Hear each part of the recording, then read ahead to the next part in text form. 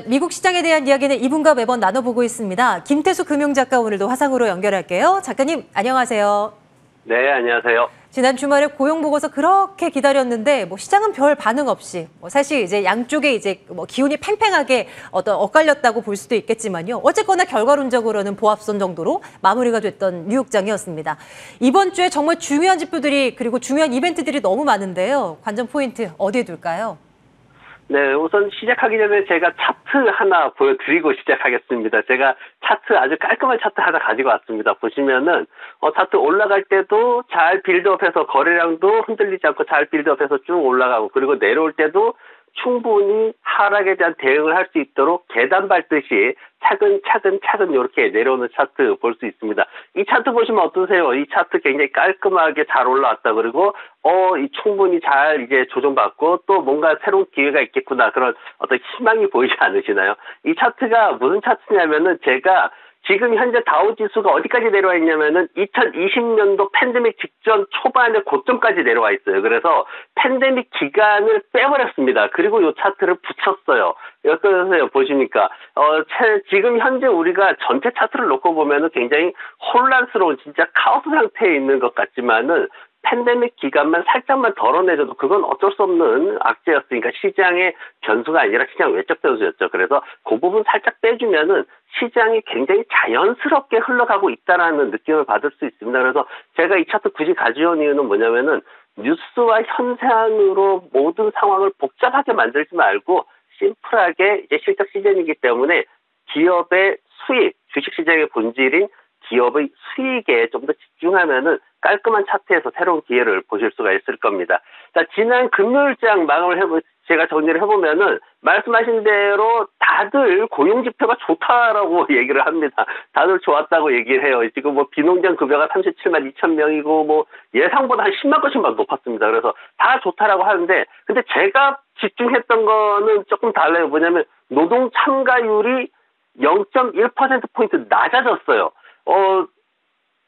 농장 급여는 페이로를 더 많이 10만 건이나 더 많이 발급이 됐는데 실질적으로 노동 참가율은 전체적으로 봤을 때 노동 참가율은 낮아졌습니다. 일하는 사람이 줄었다는 얘기죠. 그리고 제조업 임금이 예상치를 훨씬 뛰어넘어서 2만 9천 달러나 올라갔어요. 이거는 시장에 이제 그 사장님들이 상당한 부담을 갖게 되는 거죠. 노동 시장에서 탄력적일 수 없는 구조로 가고 있다라는 거예요. 그러면서 이제 또 이제 봐야 되는 게 뭐냐면은 정부 지출이 안 늘고 오히려 마이너스가 됐어요. 정부에서 어느 정도 이렇게 시장에다가 노동 시장에다가 지출하는 자금들이 어느 정도 좀 유지가 돼줘야지 이런 것들이 굴러가는데, 근데 정부 지출은 마이너스를 기록했습니다. 그러면서 또 한쪽에서는 재고가 계속 쌓여갑니다. 도매 재고가 계속 쌓여갔어요. 이런 상황을 시장에서는 이제 놓고 서로가 이제 갑론을박을 계속 한 거죠. 그러면서 이제 앞으로 75bp 더 올라갈 거다, 할 거다 이런 얘기 나오면서 경기 침체까지 가지 않느냐 이런 얘기 나오면서 이제 시장에서 하루 종일 등락을 반복하는 그런 모습을 보였습니다. 계속 플러스 마이너스 왕복하는 모습 보였죠. 이번 주에 실적시 발표 시즌 나옵니다. 지난 금요일날 제가 한번 말씀을 드렸던 건데 14일 목요일부터 시작합니다. JP모건부터 해서 15일날 유나이티드 헬스 해가지고 쭉 시작하기 때문에, 근데 문제는 금융주들 지금 실적이 별로 안 좋다라고 예상이 돼 있어요. 순이익 쪽에서. 그리고 물가지표 관련해서 이번 주에 쭉 나옵니다. 근데 인플레이션, 베이지북도 발표되고 주간 신규 실업수당 신청 건수 발표되는데 그다지 또 좋지 않아요. 그냥 조금 올라갈 거다라는 얘기까지 나와요. 자꾸 줄어들어야 되는데 오히려 올라갈 거다는 얘기 나오기 때문에 이것도 주의해야 되고, 또 하나 이제 휘발유 가격 얘기 많이 하고 있습니다. 이제 이게 침체 신호다라고 얘기하는데 코스트코에서 휘발유 엄청 팔았어요. 가격 낮은 이유도 있었지만 어쨌든 휘발유 수요는 그렇게 쉽게 막 줄어들지 않습니다. 어쨌든 미국에서 휘발유 가격 하락을 침체의 신호다라고 보는 건 아직은 좀 이른 상황이고, 어쨌든 국제유가 감소와 정부의 재정 지원 이런 것들로 인해서 꾸준히 느리지만 꾸준히 내려가는 거는 굉장히 좋은 모습으로 보여집니다. 일본 쪽도 한번 챙겨주셨으면 좋겠어요. 어떤 관점, 어떤 뷰를 갖고 계신지, 워낙 이제 해외 시장을 이제 잘 들여다보시고 또 관련한 이슈에 관심이 많으시니까요. 이제 엔화가 오늘 초약세를 보였더라고요. 24년 만에 최저 수준까지 떨어졌다. 그런데 앞으로는 바뀔 수 있다. 뭐 이런 전망들도 또 스물스물 나와서요. 앞으로의 전망은 좀 어떻게 봐야 되겠습니까? 네, 아베 총리가 역대 최장 기간 총리를 지냈는데 지금 뭐 그래도 퇴임 이후에 킹메이커 역할을 해왔죠.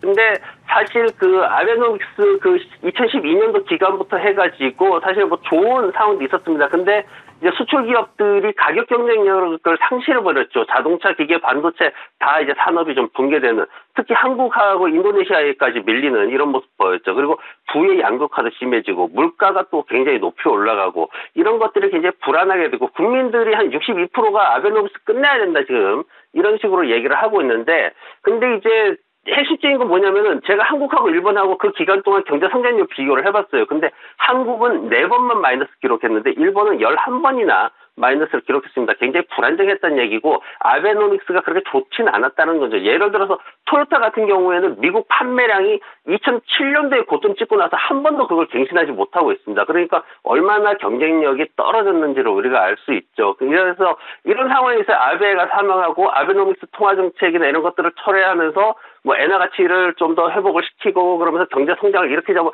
이런 얘기들 많이 하고 있는데 실질적으로는 굉장히 어렵다라고 평가를 합니다. 왜냐하면은 트럼프 대통령이 미국에서 정말 기업 친화적인 정책들 욕먹어가면서 다 했거든요. 근데 바이든 대통령 바뀌고 나서 그걸 그럼 다 철수했냐? 안 했어요. 못 했어요.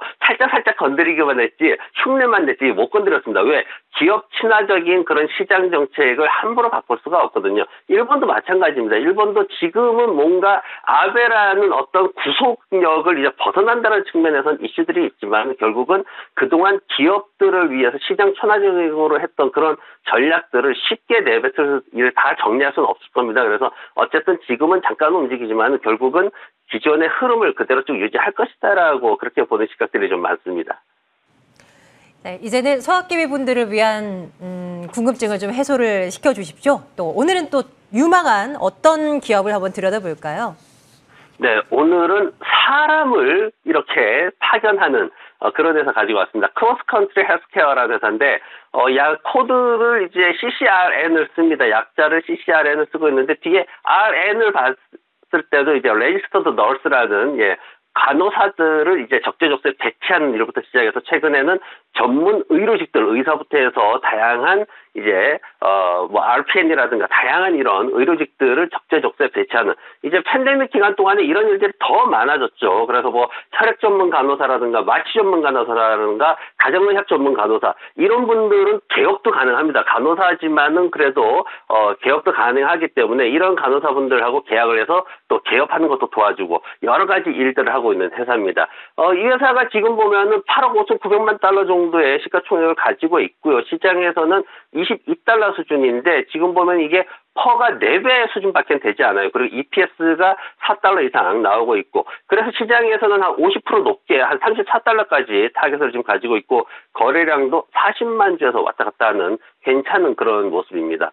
이 회사의 재무 구조로 보면은 1분기에 1달러 70센트 정도 순이익을 발표를 했거든요. 이게 지난번보다 한 21% 올라갔고요. 그리고 2분기 실적 발표하는데 순이익이 180%, 그리고 매출이 120% 정도 더 상승할 거다라고 지금 기대를 하고 있습니다. 그리고 올해 전체 연도를 봤을 때도 주당 4달러 77센트, 그리고 순이익도 26억 달러, 이렇게 해서 전년이랑 비교했을 때 50% 이상씩 다 성장할 것으로 그렇게 굉장히 기대가 높게 형성되어 있는 그런 주식입니다. 그래서 지금 이제 팬데믹 이후에 의료진들이 굉장히 혼란스러운 상황들이거든요. 그러다 보니까 이제 트래블러스라든가 이제 닥터들도 굉장히 많이 생겼고, 그래서 이런 사람들을 적재적소에 배치하기 위해서는 이런 회사들이, 에이전트들이 중간에서 병원하고 조율을 해서 의료진들을 파견을 하는 그런 역할들을 하고 있고, 거기에서 이제 약 한 2%, 한 1에서 2%, 1.5%에서 2% 정도의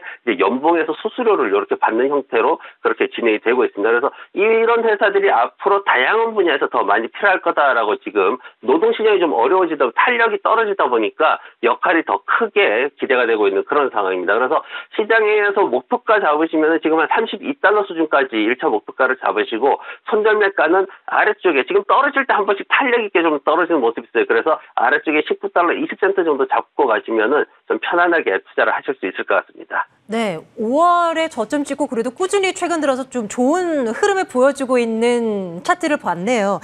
크로스 컨트리 헬스케어입니다. 목표 가격 32달러까지 한번 기억해 두도록 할게요. 자, 오늘도 김태수 금융작가와 함께 말씀 나눴습니다. 고맙습니다. 네, 고맙습니다. 네, 한 주의 시작 뭐 이렇다 할 성과 없이 뭐 끝났다라고 마감 지수만 놓고 보면 그렇게 생각도 가능한데요. 하지만 그 안에서는 또 의견들이 굉장히 활발했던 그런 하루 아니었나 싶습니다. 이번 주에 챙겨올 만한 이벤트가 참 많다라고 말씀드렸는데요. 당장 이번 주 수요일입니다. 내일도 아마 시장은 방향성 탐색에 들어가지 않을까 하는 예상도 해보게 되는데요. 당장 미선물 지수가 좀 많이 떨어져서 좀 걱정했긴 하네요. 자, 내일도 장 마감은 저희와 함께 해주시기 바랍니다. 마감 스트레이트였습니다. 고맙습니다.